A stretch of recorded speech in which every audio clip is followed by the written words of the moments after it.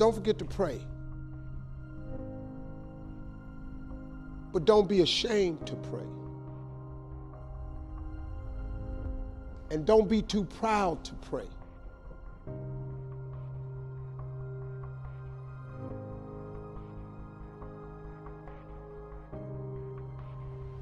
Listen to me. I don't care how dark it look for you. I don't care what they done said to you. I don't care what the verdict is. I don't care what the haters say.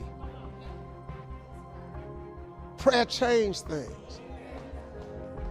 I'm talking to a girl that I grew up on a block, man, that it didn't breed success.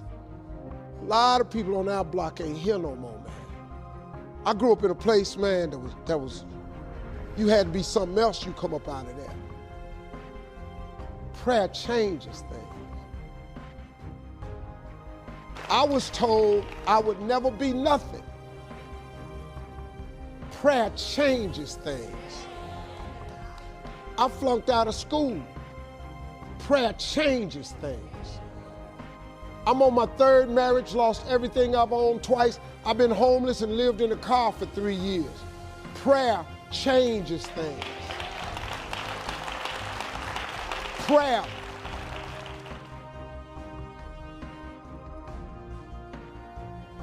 The cool thing about prayer is the one thing that's available to everybody at any given time. Do you know that God ain't ever too busy for you? You know that God actually knows who you are? Do you know that God actually created you to converse with him?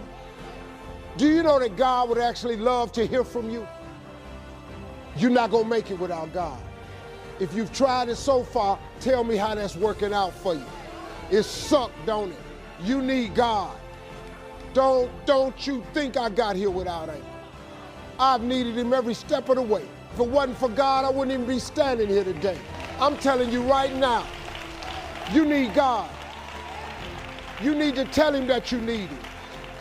Quit being ashamed about it and worrying about who looking. Go somewhere by yourself today and tell God you need some help.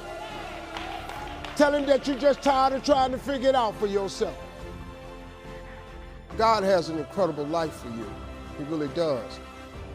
But you ain't gonna get there if you give up. You can't get to what God got for you if you stop.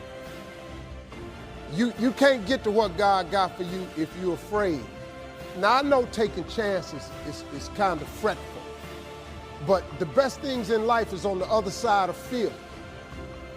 But one of the things that I've always done to help overcome my fears is I make my dreams bigger than all my fears. I have dreams that's so big that not getting there is just unacceptable. It doesn't make any sense for you not to have the life that you dream of. It does not make any sense. God really does want to use you as an example of what he can do. You just got to volunteer. But you got to be willing to go through something to get to it. Success ain't free. They ain't passing out money, man. Ain't nobody sending none to your house. That ain't how this works. You got to go get it. But in order to go get it, you got to want something. You got to have vision boards. You got to have stuff you dream about. You got to have this stuff written down. That being successful is not an accident. Hey, man, stop thinking, man, that your life is over because you're a certain age. Who are you to determine? You know what I can't stand when I hear Christians say, well, I guess it was the Lord's will. If it was the Lord's will, I would have had some money by now. No, you can't dump that on God. God's will is that you prosper. That's his will. Now, the fact that you done made some adverse decisions to stop your prosperity train from happening, don't dump that on him. God comes to give you life and give you life more abundantly. That's what he say. Well, then the question is, where your abundant at? You're going down to church, you're memorizing all these scriptures. Why don't you apply some of them? He come to give you life and give you life more abundantly. God got a great life for you, man, but you got to want something. You got to want it, you got to write it down. Most people don't have what they want in life because it ain't written down nowhere.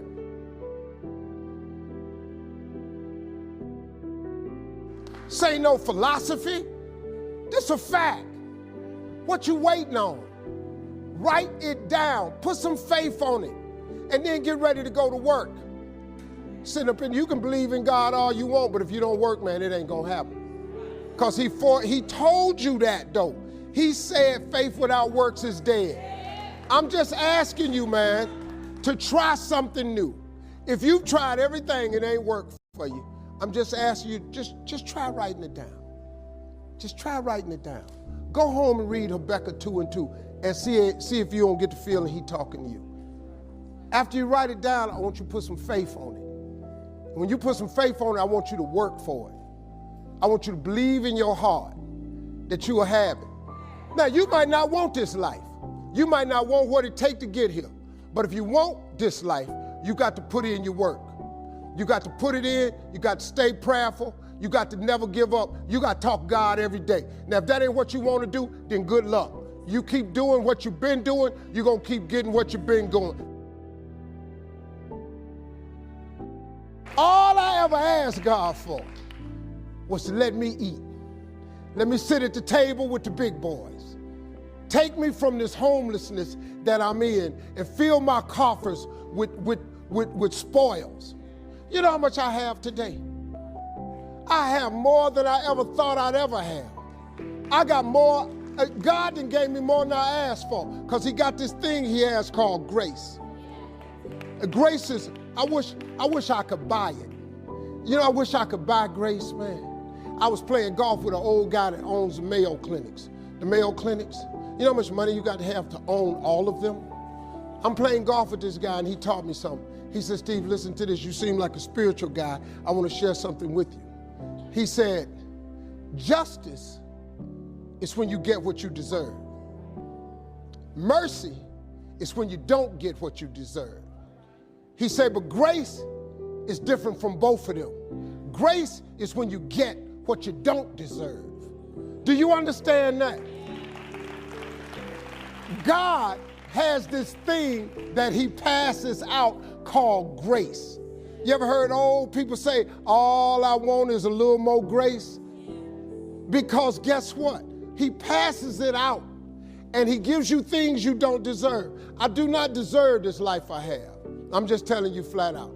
The money I make, where I live, what I drive, how I travel, how I vacation, I don't deserve it. I work really hard, but I really don't deserve all this. I don't.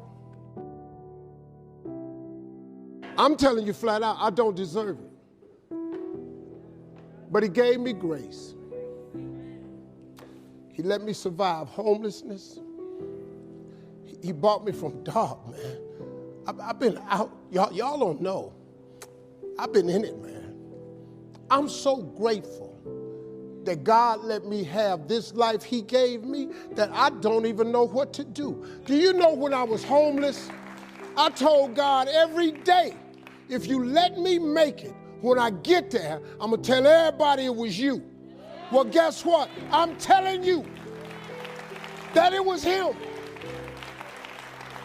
I have no education. I ain't got a degree of any kind. What you see today is a boy that come out the bottom who believed in him when it wasn't no sign of me getting over, who kept doing this thing that his mother taught him. She said, when it get dark for you and you can't find your way, and boy, I was lost. She said, don't forget to pray. Don't be ashamed to pray. And don't ever be too proud to pray, because prayer changes things. You have got to pray. You know what you ought to get? You ought to create your relationship with God. Because if you do that, he's going to put some grace on you. And he's going to give you some things you don't deserve. Then you won't need no education. You won't need to go and complete the program no more. You ain't got to go over here and ask nobody, will they hire you? God takes you to places that you never ever thought you go. I never saw myself here. But that God I serve, he saw me here. And he put me here. Now all I'm doing right now is telling you that with God you can make it. I don't know why he had you come to this show. I don't know why I'm telling it to you like this today. But if you ain't ever tried God, listen to me. You should try him. Because he's very available to you right now. He don't love me no more than he love you. If God can pick me up, and you have no idea who you're really looking at. You don't know what I've done. If God can change me, he changed anybody in this room. God is good, man.